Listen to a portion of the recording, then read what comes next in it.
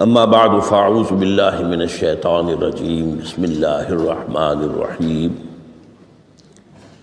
الحمد للہ رب العالمین الرحمن الرحیم مالک یوم الدین ایاک نعبد و ایاک نستعین اہدنا الصراط المستقیم صراط الذین انعمت علیہم غیر المغضوب علیہم ولا الضالین آمین ما اصاب من مصیبت الا باذن اللہ ومن یؤمن باللہ یہد قلبہ واللہ بکل شیء علیم وقال عز وجل كما ورد في سورة الحديد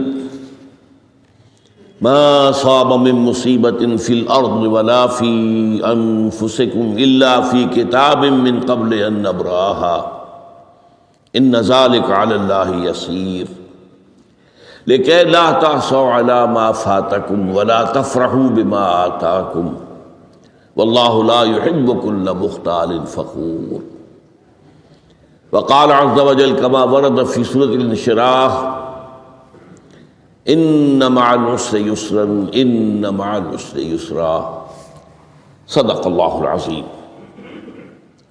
وعن أبي العباس عبد الله بن عباس رضي الله تعالى عنهما قال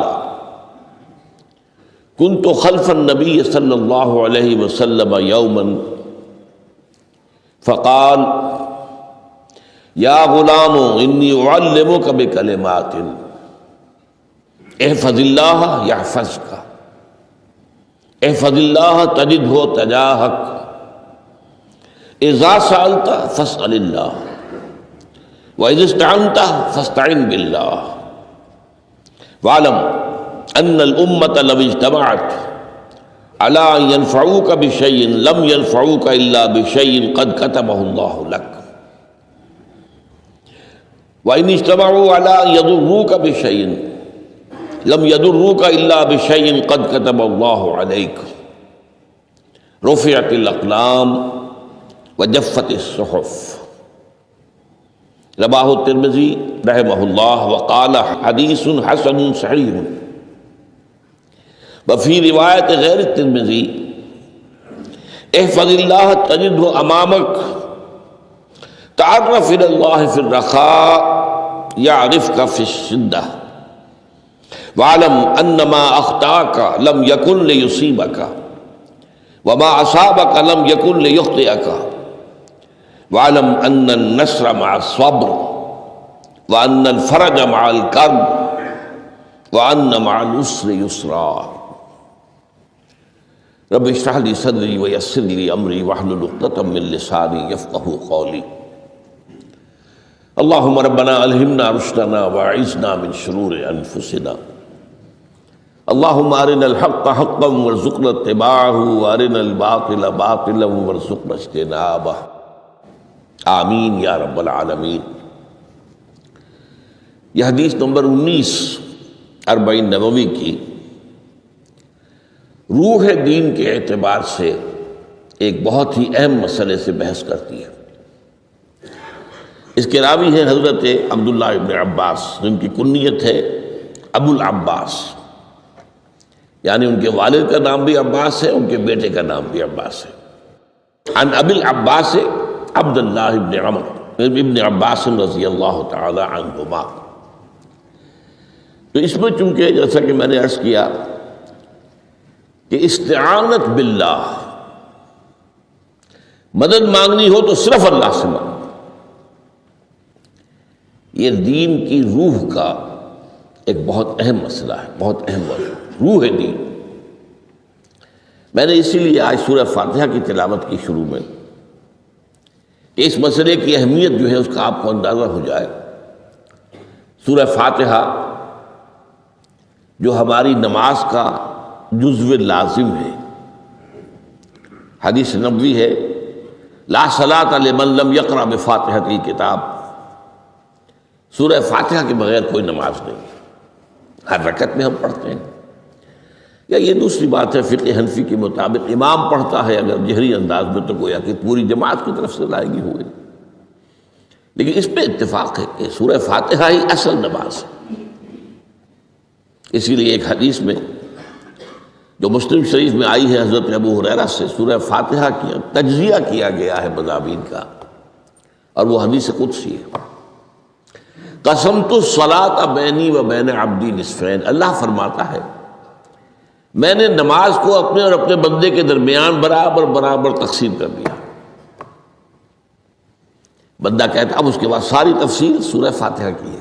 صلاۃ کہا، قسمت الصلاۃ بینی و بین عبدی نصفین، تو ہم تو صلاۃ میں سورہ فاتحہ بھی ہے، پھر اس کے بعد کچھ ہم اور قرآن مجید کی آیتیں پڑھتے ہیں، پھر رکوع بھی ہے، پھر سجود بھی ہے، قیام بھی ہے اور قاعدہ بھی ہے، سب ہے۔ صلاۃ تو منہ کا، لیکن یہ کہ اصل صلاۃ سورہ فاتحہ۔ چنانچہ اس حدیث میں تجزیہ کیا گیا ہے، جب بندہ کہتا ہے، میرا بندہ یہ کہتا ہے الحمدللہ رب العالمین، تو میں یہ کہتا ہوں، اللہ تعالیٰ یہ فرماتا ہے حمدنی عبدی، میرے بندے نے میری حمد کی، تعریف کی، ثنا کی۔ جب بندہ کہتا ہے الرحمن الرحیم، میں کہتا ہوں، اللہ کہتا ہے اثنا علی عبدی، میرے بندے نے میری ثنا کی۔ اور جب بندہ کہتا ہے مالک یوم الدین، تو اللہ فرماتا مجدنی عبدی، میرے بندے نے میری بزرگی بیان کی۔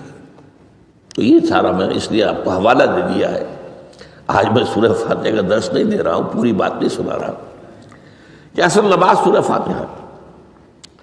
اب سورہ فاتحہ میں 7 آیتیں ہیں، اور عجیب ترتیب ہے، 3 آیتوں پر ایک جملہ بنتا ہے، الحمدللہ رب العالمین الرحمن الرحیم مالک یوم الدین، آیتیں 3 جملہ 1۔ پھر 3 آیتوں پر ایک جملہ ہے آخر میں، اہدنا الصراط المستقیم صراط الذین انعمت علیہم غیر المغضوب علیہم ولا الضالین، آیتیں 3 جملہ 1۔ درمیانی آیت ہے 4 نمبر کی، ایاک نعبد و ایاک نستعین، یہ ہے در حقیقت مرکزی آیت، مرکزی ہو گئی، 3 ادھر 3 ادھر، پھر وہ 3 ایک جملہ، آخری 3 ایک جملہ، اور یہ ایک آیت میں 2 جملے ہیں۔ ایاک نعبد بھی مکمل جملہ ہے، و ایاک نستعین بھی مکمل جملہ ہے، اور یہیں پر سورہ فاتحہ کی وہ تقسیم ہوتی ہے آدھی، 3.5 آیتیں ادھر ہیں، الحمدللہ رب العالمین الرحمن الرحیم مالک یوم الدین ایاک نعبد۔ اب واو آ گیا، یہ واو ایسے ہے جیسے کہ آپ ترازو کو پکڑتے ہیں، مٹھ اس کی جو ہے۔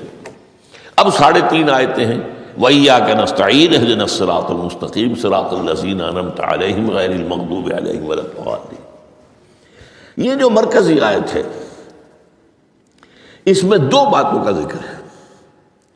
ایاک نعبد، ایک تو ہم اقرار کرتے ہیں کہ اللہ ہم صرف تیری ہی بندگی کرتے ہیں اور کرتے رہیں گے، یہ حال اور ماضی، حال اور مستقبل دونوں کو محیط ہے۔ اور دوسرا وَإِيَّاكَ نَسْتَعِينُ، اور صرف تجھ ہی سے مدد مانگتے ہیں اور مانگتے رہیں گے۔ یہ گویا کہ دین کا ایک مرکزی نقطہ ہے، جو صلاۃ کا مرکزی نقطہ ہے، وہی در حقیقت دین کا مرکزی نقطہ ہے۔ اب ہم اس پر غور کر چکے ہیں، 40 نبوی کی حدیث نمبر 3 جو ہے وہ اس پر ہے، ایاک نعبد۔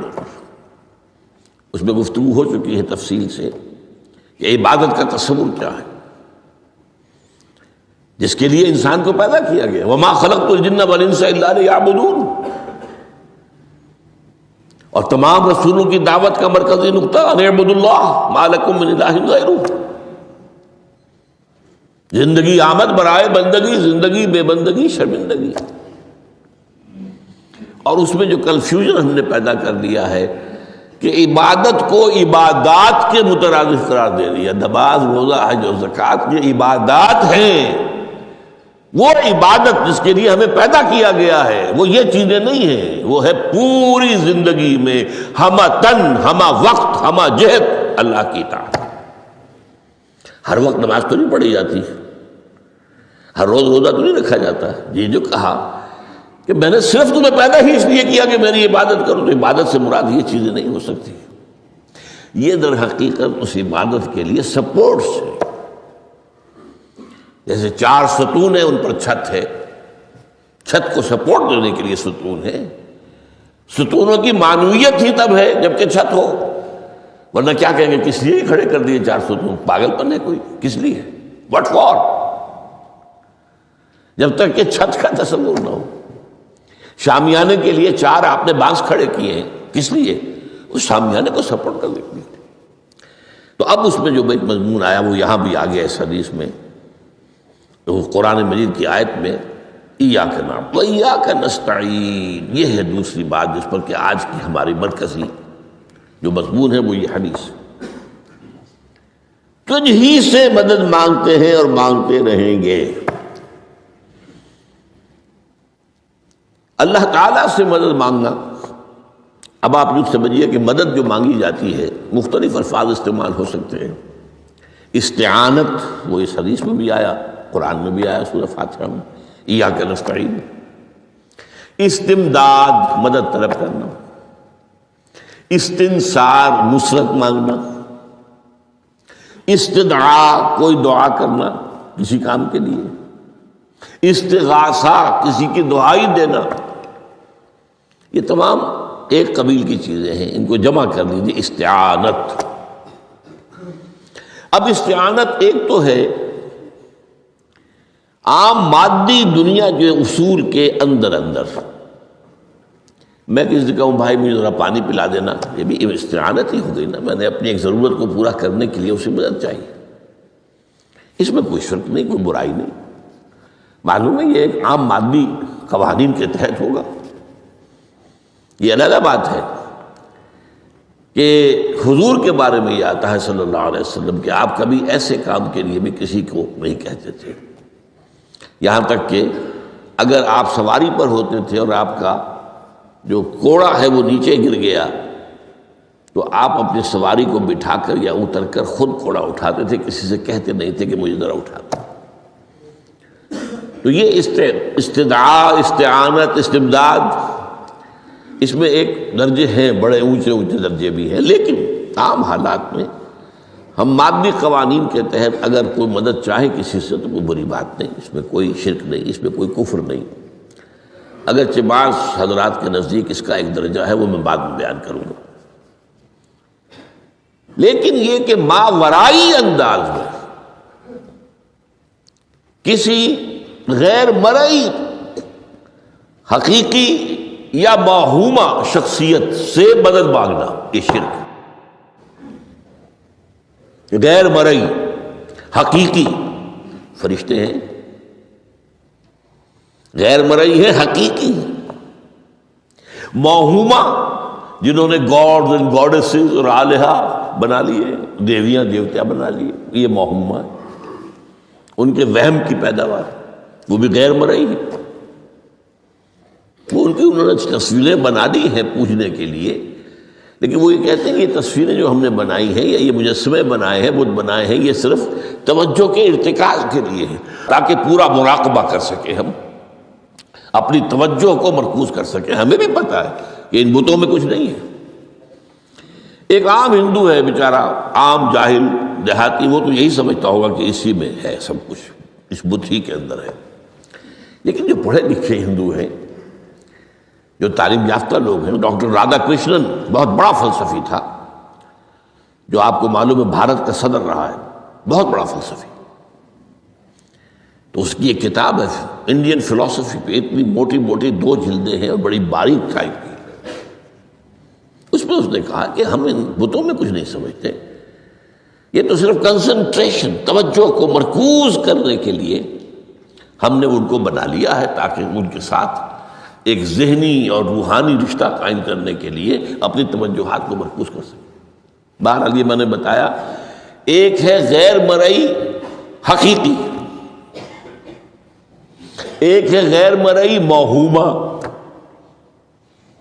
غیر مرئی حقیقی میں فرشتے بھی ہیں، معلوم ہے یہاں موجود ہیں، کرامن کاتبین ہیں، لیکن میں یہ نہیں کہہ سکتا کہ ذرا میری یہ مشکل دور کر دو، اس فرشتے سے میں مخاطب نہیں ہو سکتا، یہ شرک ہو جائے، حالانکہ ہمیں معلوم ہے فرشتہ ہے، فرشتے تو اس وقت ہمارے اس مجمع کو گھیرے ہوئے ہیں، حضور کی حدیث ہے، مجتمع قوم فی بیت من بیوت اللہ یتلون کتاب اللہ ویدارسونہ بینہم الا حفتہم الملائکہ وغشیتہم الرحمہ۔ جب بھی کبھی میرے گھروں میں سے کسی گھر میں میرے بندے جمع ہوتے ہیں قرآن کو پڑھنے اور سمجھنے کے لیے، سمجھنے سمجھانے کے لیے، تو فرشتے ان کے گرد گھیرا ڈال لیتے ہیں اور ان پر رحمت چھا جاتی ہے اور سکینت ان پر آسمان سے نازل ہوتی ہے، اور اللہ تعالیٰ ان کا ذکر کرتا ہے فی من عندہ۔ دیکھو اے فرشتو، تم تو کہتے تھے نا کہ اے اللہ تو یہ خلیفہ بنانے چلا ہے آدم، یہ تو دنیا میں فساد مچائے گا، دیکھو وہ میرے بندے وہ کیا کر رہے ہیں۔ اللہ تعالیٰ ذکر کرتا ہے ان کا اپنی اس مجلس میں، وہ جو ملأ اعلیٰ کی مجلس ہے، جو اللہ تعالیٰ کے قریب ترین جو فرشتے ہیں ان میں۔ تو فرشتے ہیں لیکن مدد نہیں مانگی جا سکتی۔ اسی طرح اب ذرا مسئلہ دوسرا وہ مختلف ہی ہو جائے گا۔ میں نے پہلے وہ بات کی جس میں اختلاف کا امکان ہی، فرشتے تو ہیں، ان پر ہمارا ایمان ہے، اور اصل میں ایمان بالملائکہ ہی کی شکل بگڑی ہے۔ یہ جو گاڈ اور گاڈیسز بنا لیے گئے اور دیوی اور دیوتا بنا لیے گئے اور آلہہ بنا لیے گئے، ملائکہ ہی کی۔ ملائکہ کو اللہ نے ایک ایک کام کے اوپر معمور کیا ہوا ہے، یہ پہاڑوں کا فرشتہ ہے، یہ بارش کا فرشتہ ہے، یہ فلاں کا فرشتہ ہے۔ انہوں نے انہی کو دیوتا بنا لیا، بس غلطی کیا لگی کہ ان کا کوئی اختیار بھی ہے۔ ہمارا ایمان کیا؟ فرشتوں کا اختیار کوئی نہیں،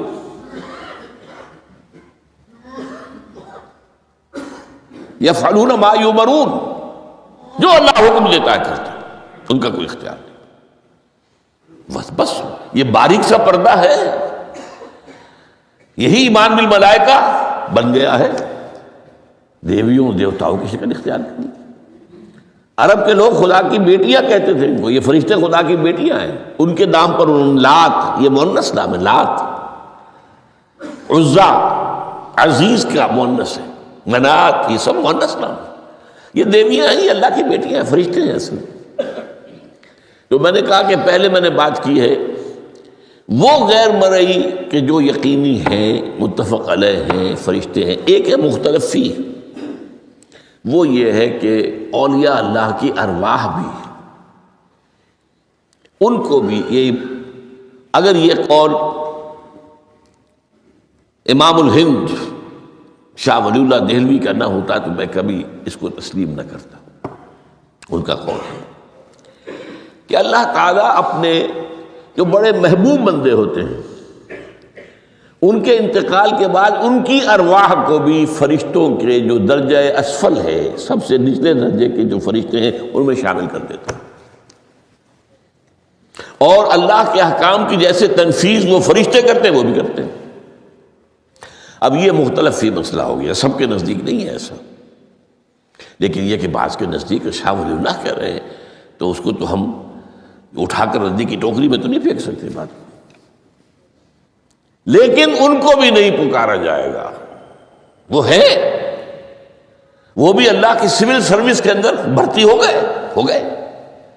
سول سروس ہے نا، اس کے کارڈرز ہیں ہمارے ہاں۔ پٹواری سے آپ چلیں گے تو ریونیو کا محکمہ جو ہے، پٹواری پر گرداور اور گرداور سے گرداور، قانون گو اور اس سے اوپر اور نائب تحصیلدار، یہ چلے گا۔ تو فرشتوں کے بھی گریڈ ہیں، طبقہ اسفل، طبقہ اعلیٰ۔ تو اگر اللہ تعالیٰ اپنے نیک بندوں کی ارواح کو بھی اس میں شامل کر دے تو ہمیں کیا اعتراض ہے؟ اور اس کو ماننے سے کوئی شرک لازم نہیں آئے گا۔ ہاں انہیں پکارو گے تو شرک لازم آ جائے گا۔ بات سمجھ رہے؟ باریک فرق۔ فرشتوں کو مانتے ہیں، پکار نہیں سکتے، مدد نہیں مانگ سکتے۔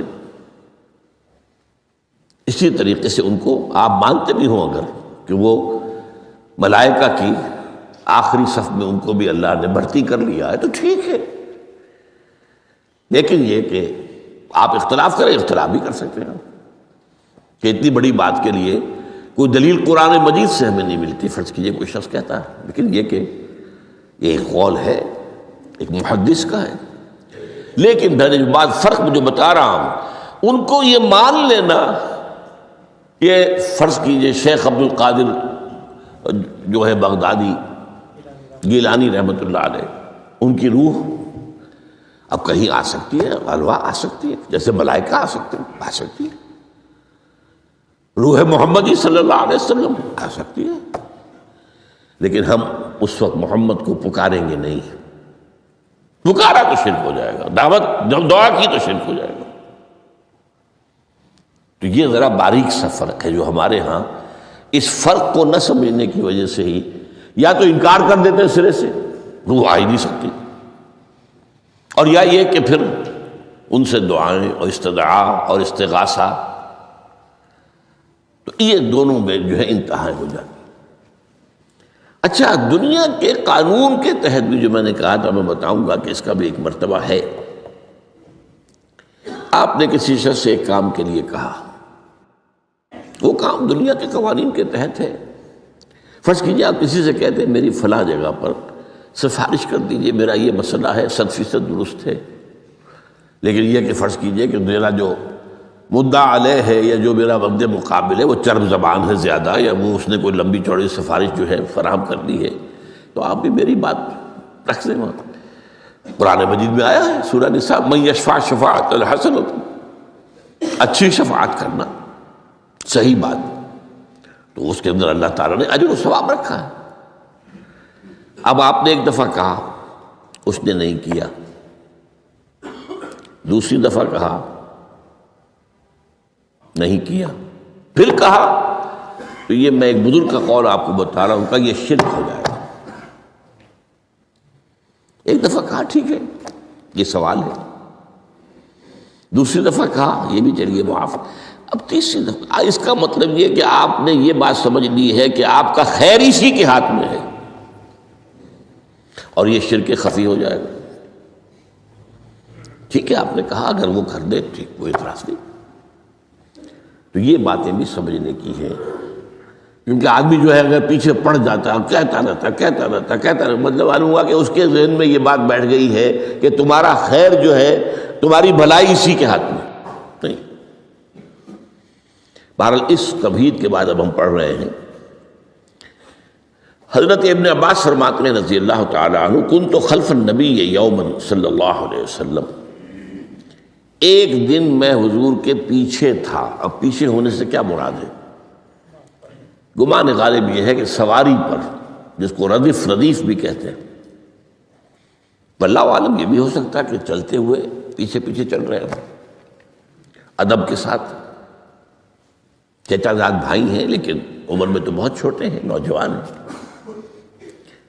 اس کیفیت میں حضور نے اب ان سے خطاب کیا، یا غلام، اے نوجوان، اے لڑکے کہا، اے لڑکے، اعلمک کلمات، میں تمہیں تلقین کرتا ہوں چند کلمات۔ اب یہ ہے حضور کا طریقہ تربیت و تعلیم و تزکیہ۔ وہاں کوئی مدرسے نہیں تھے، وہاں کوئی درس کی محفلیں تو نہیں ہوتی تھی، محفل تو ایک ہی ہوتی تھی ہفتے میں، اور وہ جمعے کا اجتماع ہے، باقی حضور کی صحبت ہے۔ فجر کی نماز کے بعد بھی آپ بیٹھے ہیں، صحابہ بھی بیٹھ کے ہیں، کچھ گفتگو ہو رہی ہے، اسی میں تربیت، اسی میں تعلیم، اسی میں تزکیہ۔ وہ علیحدہ ذکر کے حلقے جو ہے وہ ضربے مارنے کے لیے یہ تو نہیں تھے، یہ تو بات کی ایجاد ہے، میں تو سب مانتے ہیں کہ یہ بات کی ایجاد ہے، یہ مصنون چیزیں نہیں۔ بہرحال حضور نے اے لڑکے یا اے بیٹے، جو بھی آپ اس کا ترجمہ کریں، میں تمہیں چند باتیں سکھاتا ہوں۔ مطلب کیا ہے؟ وَعَلِّمُكَ كَلِمَاتٍ، توجہ سے سنو، غور سے سنو، حفظ جان بنا لو۔ احفظ اللہ یحفظک، پہلا کلمہ، اللہ کی حفاظت کرو وہ تمہاری حفاظت کرے گا۔ اب اس سے مراد کیا ہے؟ عام طور پر سمجھا گیا ہے کہ اللہ کے احکام کی حفاظت کرو، کوئی حکم ٹوٹنے نہ پائے، وہ تمہاری حفاظت کرے گا۔ اور ایک مفہوم یہ بھی ہو سکتا ہے، اللہ کو اپنے دل میں محفوظ رکھو، اس کی یاد سے اس دل کو، اس خانہ قلب کو خالی نہ ہونے دو۔ مستحضر رکھو اللہ کو اپنے دل میں، تو اللہ تمہاری حفاظت کرے گا، اللہ تمہیں یاد رکھے گا۔ اور حدیث قدسی میں یہ الفاظ آئے، میرا بندہ جب مجھے اپنے دل میں یاد کرتا ہے میں بھی اسے اپنے دل میں یاد کرتا ہوں۔ جب میرا بندہ کسی محفل میں میرا ذکر کرتا ہے میں اس سے کہیں بہتر محفل میں اس کا ذکر کرتا ہوں۔ اللہ کی محفل تو ملائے اعلیٰ کی ہے، ملائکہ مقربین کی ہے۔ وہ جو امیر خسرو کا شعر ہے وہ پتہ نہیں کس کیفیت میں انہوں نے کہا ہے، خدا خود میر محفل بود اندر لامکاں خسرو، محمد شمع محفل بود شب جائے کہ من بودم۔ اے خسرو، رات میں جہاں تھا وہ رات کوئی کیفیت تھی جو گزری ہے، وہ ایک لامکان کی محفل تھی۔ اب مکان نہیں ہے، لامکان ہے، مادی نہیں ہے وہ۔ اس کی محفل میں میر محفل اللہ تھا اور شمع محفل محمد تھے صلی اللہ علیہ وسلم۔ خدا خود میر محفل بود اندر لامکان خسرو، محمد شمع محفل بود شب جائے کہ من بودم۔ بہرحال اللہ کو تم اپنے دل میں مستحضر رکھو، اللہ تعالیٰ تمہیں بھی یاد رکھے گا۔ دوبارہ فرمایا احفظ اللہ تجدہ امامک تجاہک، اللہ کو یاد رکھو تو اپنے سامنے موجود پاؤ گے، جب چاہو دعا کرو۔ وہ جو واقعہ ہے کہ دل میں ہے، جب چاہو مخاطب ہو جاؤ۔ دل کے آئینے میں ہے تصویر یار، جب ذرا گردن جھکائی دیکھ لی، کہیں دور تو نہیں ہے۔ نحن اقرب الیہ من حبل الورید، تمہارے دل میں اللہ ہے تو کہاں جا رہے ہیں اس کو ڈھونڈنے کے لیے؟ اپنے دل میں۔ وہ جو بے دل نے کہا ہے ستم است گر ہوست کشد کہ بے سیر سر و سمندرا، تجھے غنچہ کم نہ دمیدئی در دل کشا بچمندرا۔ بڑے ستم کی بات ہے کہ تمہارا دل کہتا ہے چلو ذرا باغیچے میں چلو، پھولوں کی سیر کرو، یہ گلاب کا پھول ہے، یہ موتیا ہے، یہ سیر۔ ستم است، بڑے ستم کی بات ہے۔ کیوں یہ ستم کیا ہو گیا اس میں؟ ستم است گر ہوست کشد، تمہاری خواہش تمہیں کھینچتی ہے کہ بے سیر سر و سمندرا، سر و سمن ذرا ان کی سیر کرنے کے لیے آؤ۔ تجھے غنچہ کم نظر، تو خود ایک غنچہ ہے، تو خود ایک پھول ہے، اللہ کا بنایا ہوا اشرف المخلوقات۔ وہ اشرف المخلوقات سے بڑا کوئی پھول ہو سکتا ہے؟ تجھے غنچہ کم نہ دمیدئی در دل کشا، اپنے دل کا دروازہ کھولو، بچمن درا، اس کے اندر جو چمن آباد ہے وہ کیا ہے؟ روح ہے۔ دل مسکن ہے قلب، قلب مسکن ہے روح کا۔ تو احفظ اللہ تجدہ امامک یا تجاہک، اپنے سامنے موجود پاؤ گے۔ اذا سألت فاسأل اللہ، اب آ گیا وہ مرکزی مضمون۔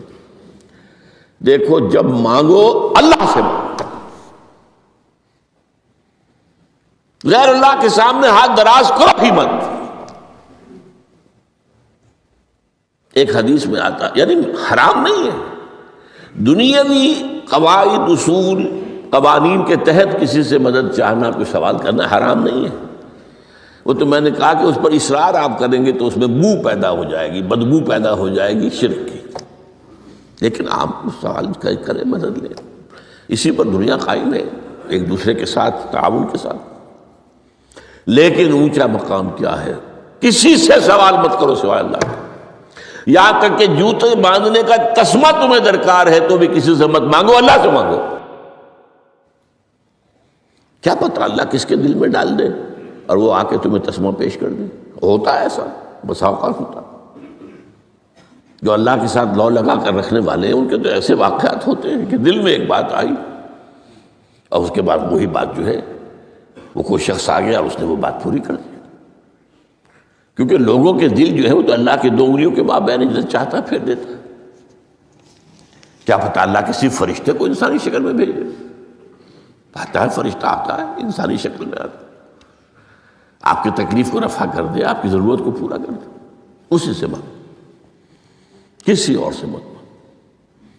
یہ ہے توحید کا لب لباب۔ یوں سمجھیے اسلام کی جڑ کیا ہے؟ ایمان۔ اسلام کا جو خارجی نظام عمل ہے، انفرادی اعمال ہو، اجتماعی ہو، ان سب کی روح رواں کیا ہے؟ ایمان۔ ٹھیک، ایک بات ہو گئی۔ ایمان کا خلاصہ لب لباب کیا ہے؟ ایمان باللہ۔ جیسے ایمان بالآخرہ بھی ہے، ایمان بالملائکہ ہے، ایمان بالانبیاء ہے، ایمان بالرسل ہے، ایمان بالکتب ہے، ایمان بالقدر ہے، لیکن اصل ایمان، اسی لیے ایمان مجمل میں آپ کو معلوم ہے کسی اور چیز کا ذکر نہیں۔ آمنت باللہ کما ہوا باسمائہ وصفاتہ وقبلت جمیع احکامہ اقرار باللسان وتصدیق بالقلب۔ یہ ایمان مجمل ہے، اجمالی طور پر ایمان اس کا نام ہے۔ ہاں مفصل تفصیلی طور پر آمنت باللہ وملائکتہ وکتبہ ورسلہ والیوم الآخر والقدر خیرہ وشرہ من اللہ تعالی والبعث بعد الموت۔ تو اسلام کی جڑ ایمان، اور اسلام کا سارا جو نظام عمل ہے، چاہے انفرادی اعمال ہو چاہے اجتماعی، ان سب کی روح رواں ایمان، اور ایمان کا خلاصہ ایمان باللہ۔ اور ایمان باللہ کا اصل حاصل وہ ہے جو اس حدیث میں آ رہا ہے۔ اس کے دو ہیں تقاضے، عبادت صرف اسی کی، استعانت صرف اسی سے۔ اس لیے میں نے سورہ فاتحہ کا تذکرہ شروع میں کیا۔ یہ عبادت کا جوہر ہے، عبادت کا جو ہے یہ ایمان کا حاصل، عبادت صرف اس کی ہے اور استعانت صرف اس سے۔ استعانت ہی میں سوال بھی آ گیا، یہ بھی مدد ہے۔ آپ کسی سے کچھ مدد مالی چاہ رہے ہیں یا کوئی اور مدد چاہتے ہیں، کسی کام میں مدد چاہتے ہیں، جیسے میں نے کہا تھا کہیں سفارش کرانا چاہتے ہیں، یہ بھی ایک مدد ہے۔ وَإِذَا اسْتَعَنْتَ فَاسْتَعِنْ بِاللَّهِ، اور جب مدد مانگو صرف اللہ سے مانگو۔ اور وہ سارے الفاظ یاد کر لیجیے، استدعاء، استعانت، استغاثہ، یہ جو غوث اعظم سے استغاثہ کیا جاتا ہے یہ تو شرک ہے۔ استغاثہ اللہ سے، دعائی اللہ کی۔ اس اعتبار سے استمداد، استعانت، استدعاء، استغاثہ، یہ سب اللہ سے، صرف اللہ سے۔ عبادت صرف اللہ کی، ایاک نعبد، اور استعانت صرف اللہ سے۔ اذا سألت فاسأل اللہ واذا استعنت فاستعن باللہ واعلم۔ اب یہ جو آخری ٹکڑا آ رہا ہے، حدیث نمبر 4 تھی وہ عبداللہ ابن مسعود رضی اللہ تعالیٰ عنہ، اس میں بھی مضمون جو آیا وہ یہاں پر دوبارہ آ رہا ہے۔ واعلم، اور اے میرے بیٹے، میرے بچے، اے عزیز، علم، جان لو، ان الامت لو اجتمعت علی ان ينفعوک بشیء، اگر سب لوگ جمع ہو کر چاہیں کہ تمہیں کسی شے کا نفع پہنچا دیں، کوئی فائدہ پہنچا دیں، لن ينفعوک الا بشیء قد کتبہ اللہ لک، نہیں پہنچا سکتے وہ تمہیں کوئی نفع مگر صرف وہی جو تمہارے لیے اللہ نے لکھ دیا۔ پھر کیوں مانگو ان سے؟ یہ تو فعل عبث ہو گیا، بیکار بات ہو گئی، ان کے ہاتھ میں کچھ ہے ہی نہیں۔ لہذا یہ جان لو، سب لوگ مل کر چاہیں کہ تمہیں کوئی نفع پہنچا دیں، نہیں پہنچا سکتے مگر وہی کچھ جو اللہ نے تمہارے لیے اگر لکھ دیا ہے تو مل جائے گا، ورنہ نہیں۔ آپ اندازہ کیجئے کہ جو شخص اس سطح پر آ جائے اس میں کتنا استغنا ہوگا، کسی کے سامنے پیشانی رگڑے گا اپنی، کسی کے سامنے ہاتھ پھیلائے گا، کسی کے سامنے اپنی عزت نفس کو ہتھیلی پر رکھ کر پیش کرے گا، ہم نے سوال کیا تو عزت نفس تو تم نے اس کے سامنے پیش کر دی. اب وہ چاہے تو کچھ اس کا لحاظ کر لے، چاہے تو ٹھوکر مار دے تمہاری عزت نفس. یہ وہ مقام ہے جب مانگو صرف اللہ سے، جب مدد طلب کرو صرف اللہ سے، اور جان لو اگر تمام لوگ جمع ہو کر تمہیں کوئی فائدہ پہنچانا چاہے نہیں پہنچا سکتے. الا بشیء قد کتب اللہ لک وان اجتمعوا علی ان یضروک بشیء لم یضروک الا بشیء قد کتب اللہ علیک. اگر سب مل کر چاہے تمہیں کوئی نقصان پہنچا دے نہیں پہنچا سکتے مگر وہی کچھ جو اللہ نے تمہارے لیے لکھ دیا. اب بتائیے خوف کی جڑ کٹ جائے گی کہ نہیں؟ یہ جو ایمان جو ہے یہ خوف اور حزن دونوں سے نجات دلانے والی بات ہے. جو حقیقی مومن ہے وہ اللہ کا ولی ہے، حقیقی مومن وہ اللہ کا ولی ہے. اور الا ان اولیاء اللہ لا خوف علیہم ولا هم يحزنون. یہ اولیاء اللہ کو علیحدہ مخلوق نہیں ہے، کوئی ان کے سر پہ سینگ نہیں ہوتے، انسان ہی ہوتے ہیں، لیکن حقیقی معنی میں مومن. ان اعتبارات سے جو آج ہم پڑھ رہے ہیں ایمان اس درجے کا پہنچ گیا تو وہ اللہ کا ولی ہے. اور لوگ کو خوف کس بات کا ہوگا؟ کس سے خوف کروں؟ اس کے ہاتھ میں کچھ ہے ہی نہیں. اور اگر کچھ اللہ نے میرے لیے لکھ دیا وہ آ کر رہے گا، چاہے میں لاکھ گڑ گڑاؤں اس کے سامنے کہ مجھے چھوڑ دے. اگر اللہ نے لکھا وہ آئے وہ تو آئے، تو کاہے کو اس کے سامنے گڑ گڑانا، کاہے کو جبسائی کرنا اس کے سامنے. اور کسی کے ہاتھ میں کچھ ہے ہی نہیں، میرا خیر ہے ہی نہیں، کاہے کو خوشامد کروں اس کی. اور سنیے رفعت الاقلام، دیکھو نوجوان قلمیں اٹھا لی گئی ہیں، وجفت الصحف، اور جو رجسٹر ہیں صحیفے ان کی سیاہی خشک ہو چکی ہے. یہ ہے وہ اللہ کا علم قدیم جس میں ہر شے لکھ دی گئی. اس کے قلم اٹھا لیے گئے.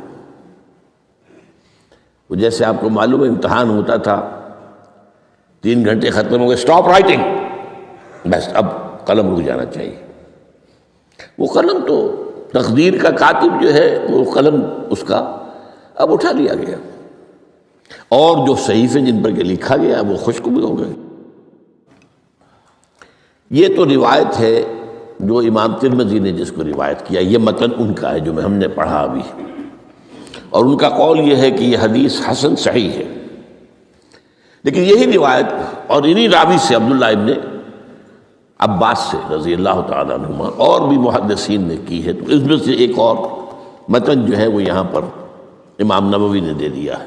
احفظ اللہ تجدہ امامک، یہ تو پہلا وہ ٹکڑا تھا. وقت تو جاہک تھا، یہاں امامک ہے، مطلب ایک ہی ہے، اپنے سامنے پاؤ گے. اللہ کی حفاظت کرو، اللہ کو دل میں، اللہ کی یاد کو محفوظ رکھو، گویا کہ اللہ کو مستحضر رکھو. ذکر اللہ کے معنی کیا ہے؟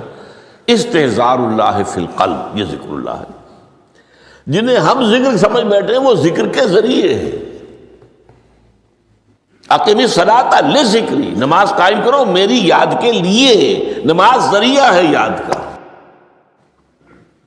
یہ علیحدہ بات ہے کہ آپ نے 17 رکعتیں بھی پڑھ لی ہو جو عشاء کی اور یاد آپ کو آئی ہی نہیں کوئی. آپ تو ایک میکینیکل انداز میں جو ہے وہ اٹھک بیٹھک کر رہے ہیں اور آپ کی زبان سے کچھ بھی نکل رہا ہے، تو اس کا آپ کے شعور سے، دل کی گہرائی سے کوئی رابطہ ہے ہی نہیں، وہ ذکر تو نہیں ہوا. ہاں نماز فرض تھی وہ ادا ہو گئی، آپ کی فرض ادا ہو گئی. تو جنہیں ہم نے ذرائع، جنہیں ذکر سمجھا وہ ذرائع ذکر ہے. اللہ اللہ سبحان اللہ سبحان اللہ زبان سے، یہ تاکہ اس کے نتیجے میں وہ ذکر حاصل ہو جائے. استحضار اللہ فی القلب، ذکر کے معنی ہے استحضار اللہ فی القلب.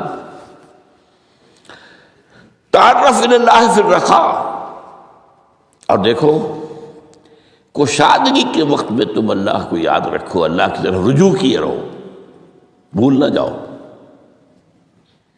وہ نہ ہو جو کبھی کہا تھا، بہادر شاہ ظفر کے اشعار میں سے بہت زور کا شعر ہے.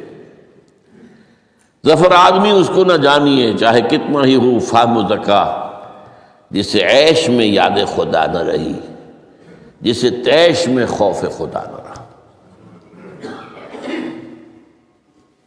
وہ ہے کشادگی کی حالت میں جب کہ تمہارے لیے کشادگی ہے، اللہ کی طرف رجوع کیے رکھو۔ یعرف کا فی الشدہ، تو اللہ اپنی توجہ تم پر رکھے گا شدت کے وقت میں، جب تمہیں کوئی تکلیف ہے اس تکلیف کو تم پر آسان کر دے گا۔ تکلیف تو آنی ہے، لکھی ہوئی ہے، وہ تو آئے گی، لیکن یہ کہ اللہ تعالیٰ اس کی شدت کو، ایک ہی چیز ہے جس کو ایک انسان بہت شدت کے ساتھ محسوس کر رہا ہے، دوسرا آدمی اتنا نہیں محسوس کر رہا ہے، احساس کا معاملہ ہوگا نا۔ وہ تو اصل میں اگر انسان کی نروز کٹی ہوئی ہے تو احساس ہوگا ہی نہیں، سرے سے ہی نہیں ہوگا۔ تو اس اعتبار سے اللہ تعالیٰ تمہارے لیے وہ شدت کی کمی کر دے گا۔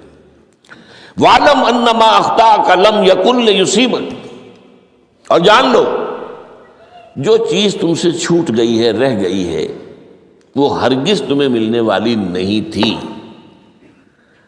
اب آپ نے کسی ملازمت کے لیے درخواست دی ہے، درخواستیں مانگی گئی ہیں، اپنی سی محنت کر لی، نہیں ملی ملازمت، اب آپ بیٹھے ہوئے افسوس میں، رنج میں، غم میں، فلاں نے یہ کر دیا، فلاں نے یہ کر دیا، وہ فلاں جو ہے بڑی تکڑی سفارش لے آیا تھا، فلاں نے رشوت دے دی۔ چھوڑو میاں اس کو، وہ تمہارے لیے نہیں تھی۔ کاہے کو اپنے ذہن کے اندر یہ کھچڑی پکا رہے ہو بیٹھے ہوئے؟ خواہ آپ شاید سوء ظن میں بھی مبتلا ہو رہے ہو، کسی نے نہ رشوت دی اور آپ سمجھتے ہو کہ رشوت دی ہے اس نے۔ یہ ساری چیزیں جو ساری سیئات، ان کی جڑ کٹ جائے گی۔ وَعْلَمْ أَنَّمَا أَخْطَأَكَ لَمْ يَكُنْ لِيُصِيبَكَ وَمَا أَصَابَكَ، اور جو چیز تم پر آ گئی، لَمْ يَكُنْ لِيُخْطِئَكَ، ہو ہی نہیں سکتا تھا کہ وہ تم پر نہ آتی۔ یہ کر لیتا تو ہو جاتا، شاید یہ کر لیتا، میں نے ٹیکا پہلے لگوا دیا ہوتا تو یہ بات نہ ہوتی۔ بھائی وہ جو ہونا تھا وہ ہونا تھا۔ اب یہ وہ چیز ہے جس سے انسان میں کیفیت پیدا ہوتی تسلیم و رضا۔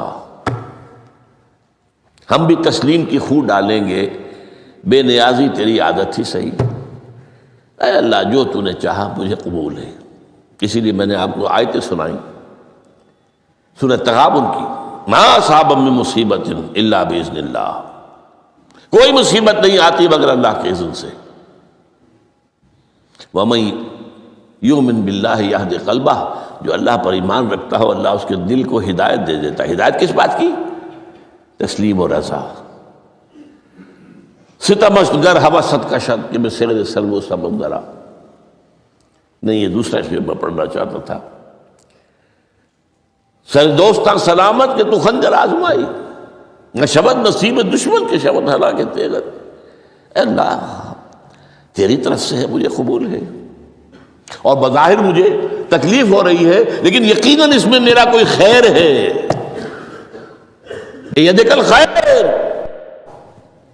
تیرے ہاتھ میں تو خیر ہی خیر ہے، جو بھی تیری طرف سے آئے۔ سر تسلیم خم ہے جو مزاج یاد میں، اور یہ مضمون جو ہے زیادہ بڑے پیمانے پر سورہ حدید میں آیا ہے۔ ما اصاب من مصیبت فی الارض ولا فی انفسکم الا فی کتاب من قبل ان نبرأہا، کوئی مصیبت نہیں آتی نہ تمہاری جانوں میں نہ زمین میں زلزلہ آ جانا، سیلاب آ جانا، کچھ اور زمین کا دھنس جانا، یا یہ ہے کہ تمہاری جانوں میں کوئی بخار ہو گیا، کوئی اور تکلیف ہو گئی، اچانک معلوم ہوا کہ صاحب جو کینسر ہے، اور کینسر بھی اب 3rd سٹیج کو پہنچ چکا ہے، لیکن جو بھی آیا ہے وہ اللہ کے علم قدیم کی کتاب میں پہلے سے لکھا ہوا ہے۔ فی کتاب من قبل ان نبرأہا، یہ کتاب میں درج ہے اس سے پہلے کہ ہم اسے ظاہر کریں۔ اس کا نتیجہ کیا نکلنا چاہیے؟ لیکن لا تاسوا علی ما فاتکم ولا تفرحوا بما آتاکم، افسوس نہ کیا کرو جو تم سے جاتا رہے، چھوٹ جائے، کوئی عزیز فوت ہو گیا، کوئی موقع ہاتھ سے نکل گیا، ارے بھائی میں چوک گیا، بڑا موقع تھا، اب اس پر افسوس کر رہے ہیں۔ نہیں، جو چیز لیکن لا تاسوا علی ما فاتک ولا تفرحوا بما آتاک، جو اللہ تمہیں دے دے اس پر اتراؤ مت۔ وما اصابک لم یکن لیخطئک واعلم ان النصر مع الصبر، اور جان لو اللہ کی مدد صبر کے ساتھ آتی ہے۔ جو آئے اس کی طرف سے جھیلو، زبان پر کلمہ شکوہ و شکایت نہ آئے، اللہ سے شکایت نہ آئے، تسلیم و رضا، جو تیری رضا ہے۔ تیری صحت ہمیں منظور ہے، لیکن اس کو مولانا محمد علی جوہر ایک مرتبہ جیل میں گئے، ایک بیٹی بیمار ہوئی، فوت ہو گئی۔ اس کے بعد دوسری مرتبہ پھر جیل میں گئے، دوسری بیٹی کو وہی بیماری ہوئی۔ جیل میں اطلاع ملی کہ بیٹی کو یہ بیماری ہو گئی ہے، تو خط لکھا اشعار کی شکل میں۔ اس کا آخری شعر یہ ہے، تیری صحت ہمیں منظور ہے لیکن اس کو نہیں منظور تو پھر ہم کو بھی منظور نہیں۔ ہم تو چاہتے ہیں میں بیٹی کے تجھے شفا ہو جائے، اسے منظور نہیں تو پھر ہمیں بھی منظور۔ وَاعْلَمْ أَنَّ النَّصْرَ مَعَ الصَّبْرِ وَأَنَّ الْفَرَجَ مَعَ الْكَرْبِ۔ فرج، فراخی، کھل جانا کسی چیز کا، یہ ہے کرب کے ساتھ، تکلیف کے ساتھ، تکلیف ہوتی ہے ساتھ۔ اللہ نے قانون بنایا ہے دنیا کا۔ اب آپ اندازہ کیجئے بچے کی ولادت میں ماں کو کتنی تکلیف اٹھانی پڑتی ہے۔ آج کل تو فیشن ہو گیا ہے، سیدھے سیدھے جاؤ، آپریشن کراؤ، تکلیف سے بچ جاؤ، لیکن یہ ہے کہ یہ بھی آپ کے علم میں ہوگا، وہ ساری تکلیف جیسے ہی بچے کو لا کر ماں کے برابر لٹایا ہے، ساری تکلیف ختم، پھر جو راحت اس سے میسر آتی ہے۔ ان الفرج مع الکرب وان مع العسر یسرا، اسی لیے میں نے وہ آیتیں بھی پڑھی تھی، ان مع العسر یسرا ان مع العسر یسرا۔ اس دنیا میں یہ اللہ نے نظام بنایا ہے، سختیاں جھیلنی ہی ہوں گی۔ لقد خلقنا الانسان فی کبد، ہم نے انسان کو پیدا کیا مشقت کے اندر، مشقت تو کرنی پڑے گی۔ کسی کی جسمانی مشقت زیادہ، کسی کی ذہنی مشقت زیادہ، مشقت سے چارہ کسی کو نہیں۔ تو یہ ہے ان مع العسر یسرا ان مع العسر یسرا۔